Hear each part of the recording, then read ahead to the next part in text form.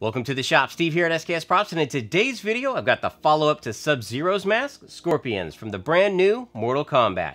Now, this mask, of course, is made all out of my HD foam, which you can find over at Blick Art Materials. And just like the previous version, there's a free PDF file that you can download directly from my website, so you could build right along with me. Now, this mask, just like Sub-Zero's, is not 100% accurate. It is a lot of artistic licensing going on in some areas of it, but it's good enough for cosplay, it's good enough for a movie premiere, it's good enough to have fun. And I want to show you what it takes to put this mask together, so let's go ahead and get started. I used the base patterns from Sub-Zero's mask to help me create the templates for Scorpion. Parts A and B will be traced onto some 6mm HD foam. While all the other cuts can be at a 90 degree, the top of the mask needs to be at a 45 degree angle. This cut is made with a large utility knife, and make sure to keep your off cut because it has the opposite angle we're going to use it later on. I heat up the foam to start to get the gradual curve to the mask, and I add a strip of 2mm foam to the back. This small strip will help the mask retain the curve and make sure that this piece never goes flat. I heat form part B and go ahead and attach that to the upper jaw. Notice with this inner support that it's not glued level, it's glued slightly back to give the mask a tiered effect. To make sure that the lower jaw also retained its curve, an additional strip of 2mm foam was also glued to the back side. Part C is traced onto our off cut, and it's also cut at a 45 degree angle. As you can see, this part will line up with the 45 degree that was already cut to make the top of the mask. Weldwood contact cement is added to the angled cut of both pieces, and this is left to dry.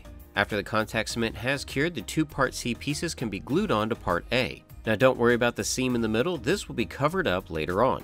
I draw a line about midway through Part C. This will give me a good guideline so I can use my rotary tool to flatten the top.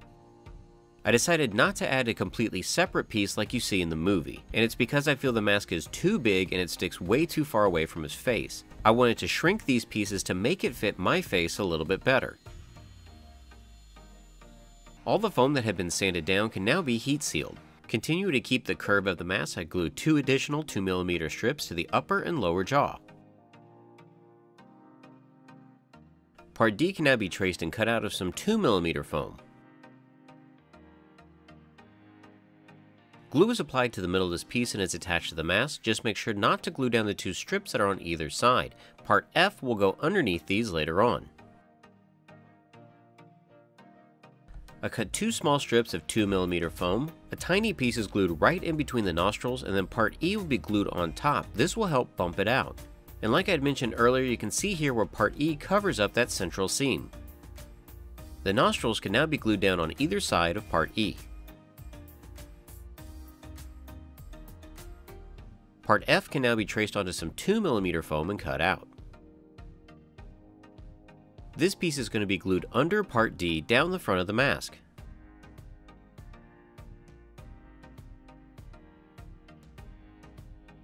Now I take a 10mm HD foam triangle dowel and glue it to the side of the mask. This piece is attached to the side and then follows the curve of Part F down the front. Something I should have done beforehand was score and heat the detail lines on Part D, but because it's already attached, I just put a piece of cardstock underneath and I still use my heat gun.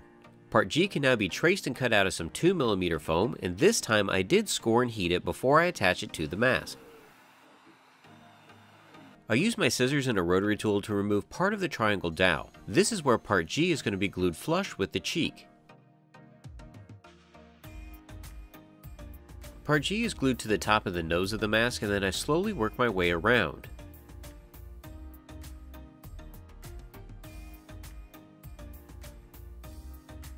I drew some detail lines with a pencil on the mask earlier. These are now going to be inscribed into the foam with a wood burning tool.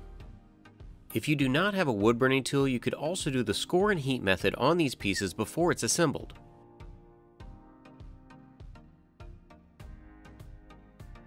I take Part H and I transfer and cut that out of some 4mm foam. Using my rotary tool, I freehand bevel the top and the bottom of this piece, making sure that my lower bevel is a little bit bigger than the top. Once completed, this piece can conform to the shape of the mask and be glued to the bottom of Part A.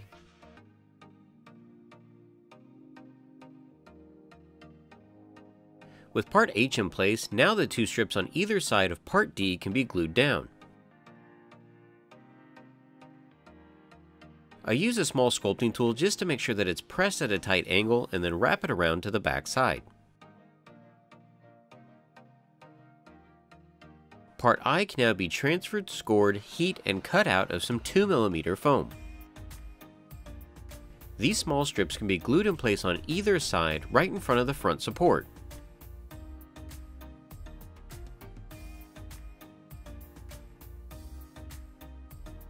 I cut some thin strips of 2mm foam. These are going to be used to detail the teeth areas. The first one is placed along the upper jaw.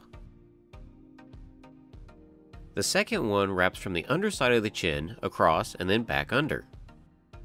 For the band that runs across the lower jaw, two small strips are just glued onto a larger piece of 2mm foam.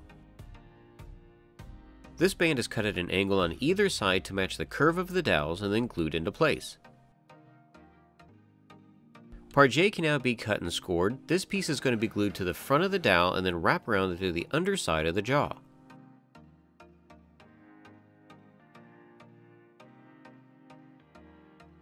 Checking out my reference, it looks like there's supposed to be one more strip here at the bottom, so I use my rotary tool to make all these flush and then just glued a strip in its place. Two more small strips are glued to either side of the lower jaw and then wrapped around to the underneath.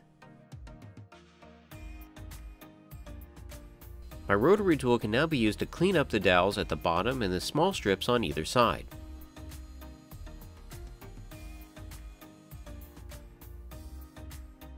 Alright, to be honest with you, from all the references I really can't tell what these designs are, but I just made something up and we're going to go with that.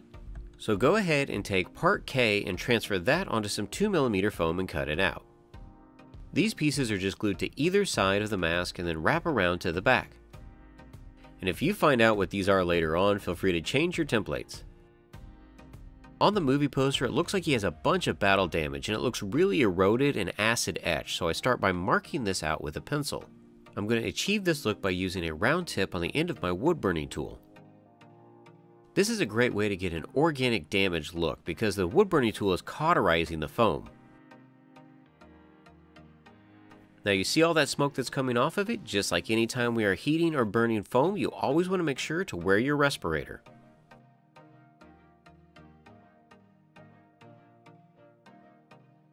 This pitted battle damage is also applied to the lower chin.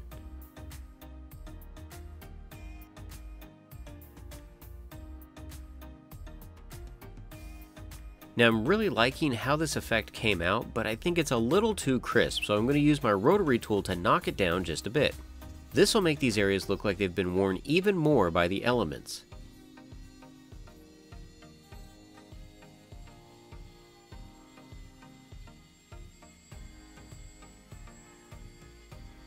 After I'm finished with my rotary tool, I go ahead and heat seal my mask one last time.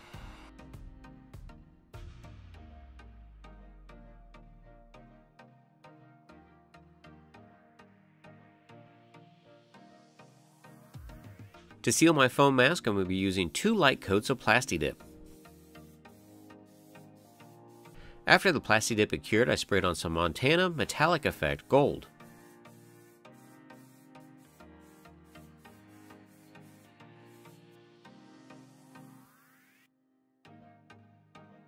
For the areas that had the worn away battle damage, I sprayed on some Rust-Oleum Hammered Metal.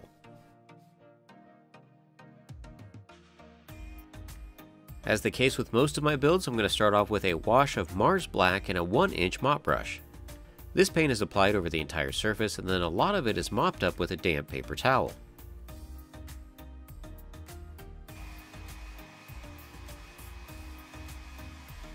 For the darker areas on the mask, I'm going to be applying some Utrecht brand Iridescent Antique Gold.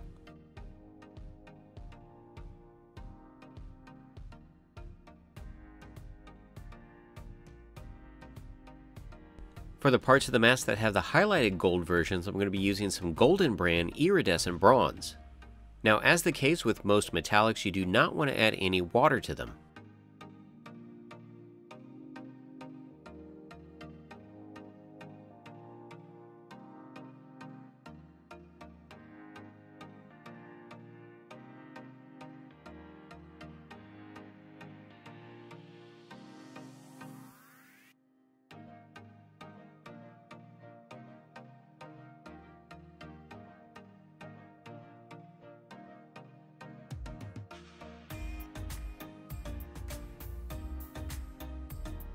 Now because I felt the dark areas of the mask weren't quite dark enough, I'm going to use some FX brand Gauntlet and mix that in with the Utrecht brand gold that I'd used earlier.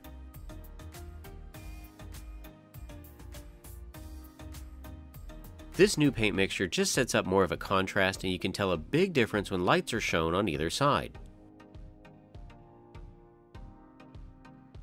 To paint the battle damage areas, I start by going back and applying some more Mars Black. This will hopefully make these areas look a little bit more grimy and dirty. Liquitex brand Iridescent Rich Silver is then dry brushed over the battle damage. Again, I'm not adding any water, and because I'm dry brushing, it's hitting the highest spots, making the details of the battle damage really pop. Using a liner brush and some more of that watered down Mars Black, I go in and start to paint some of the details that I had added earlier.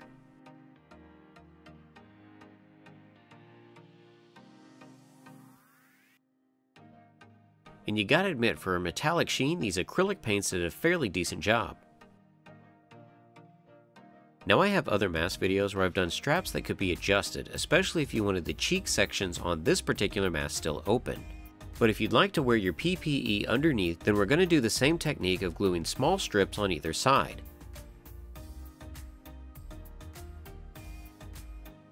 The elastic from your mask can then be fed through these strips and placed behind your ears like normal.